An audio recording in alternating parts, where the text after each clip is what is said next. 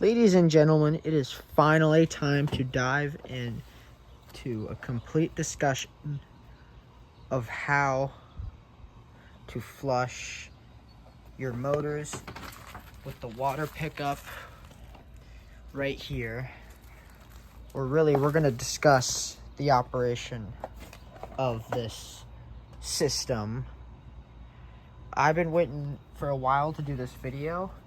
I know I always say I'm going to do a video and then it ends up being a very long time before I do it, but the time has come.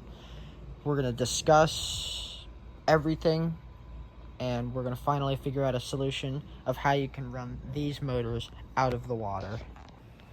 So starting off with the most common motor that has this strange intake system is almost all of the older OMC motors, actually all of the older OMC motors from early 50s all the way into the 90s, they used this system. Not on all the motors, but on most of them. So how it works is you have your exhaust pipe right here. It doesn't go through the propeller. It comes out this pipe right here. And here is the water intake screen right here. So as the motor's in the water and the impeller is spinning, water gets pulled in through here and circulated through the motor. Now the telltale on these motors is right here. It mixes with the idle relief valve basically, and it comes out here. Now these motors are very sensitive to how you run them off of your boat, meaning if you want to run these motors out of the water, you got to have a big bucket, and I'd say the water has to be at least to right here on these motors. And that's because with these strange intakes, with this one being right here, as the exhaust is coming out of this right here, it'll disrupt the water around it and prevent it from entering here easily. Which is why you need to have a deep bucket so that the pressure is too great for this exhaust to come out of here, basically. Unless you rev it, but... So that's how that works. And also on these motors, right here, this is the secondary water intake, we'll call it. And on some motors, it's actually the reverse water intake, it's called. But it's a separate path for the water to come into the pump housing. Now, the other design of water intake that's strange, we'll say, is this. However, this is quite more simple and not really what we're discussing here. But it has the screen under the cavitation plate. And it's kind of a good design, but also an annoying design. Because, one, you need to get special muffs for it. But the good thing about this design is it's actually pretty cool. It uses the propeller thrust to force water into that intake. It's actually pretty cool. Now on this motor, it is not really sensitive at all to where you run it. I've had it to where the water is just barely over this plate and it still pumps water perfectly fine.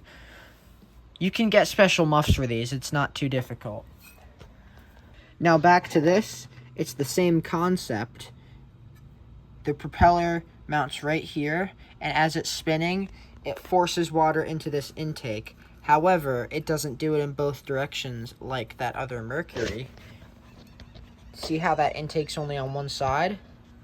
See, when you're in reverse, it's actually pulling water away from here, which is kind of stupid, which is why they have this. And with that, that brings us to our first way of flushing these motors. On eBay, a few sellers have custom fabricated this flushing device. You take these two screws out, pull this plate off, and you mount this right here, and you connect your garden hose to it and spray water into it. It works fairly well. However, on our later model of motors with this intake system, there is no plate here. It just has this. Instead of having that plate right here, it has this, which is basically the reverse water intake. These motors use the same principle though. Intake right here, propeller going in forward, forces water into there. So how do you run this one out of the water? We're gonna get into that. So remember how I said here is our first way of flushing the motor? Sorry, right here. This is our first way of flushing these motors. There is a second way. Let me show you. This right here. Now before you get carried away looking this thing up, this is very hard to find, but it gives us a good idea of how you can flush these motors out of the water besides using that contraption that I showed you before. This is the other way to flush the motor. See this? Right here? Some of you might already be guessing on how this works. It mounts right here. See that? Right there. You connect your garden hose right there, and it hooks up here, and you can run your engines out of the water. I actually tested it. I'll attach a video here.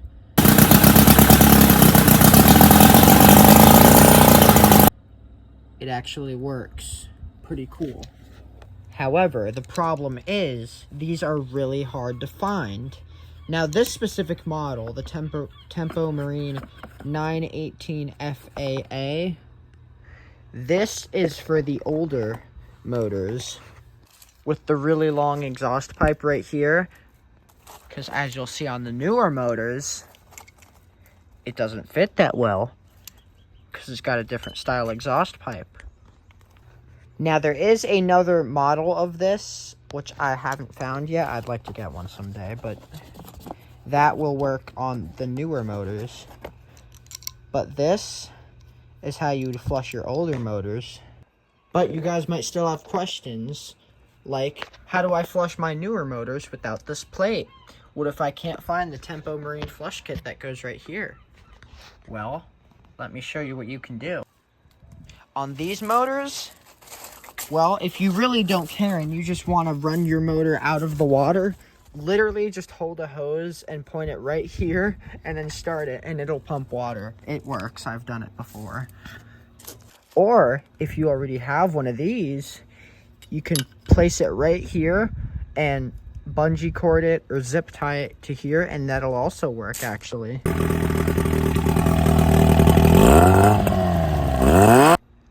But if you want to actually find a way to flush this motor out of the water with something that you could still get today that is still made and not terribly hard to find, I'm going to attach a picture right here.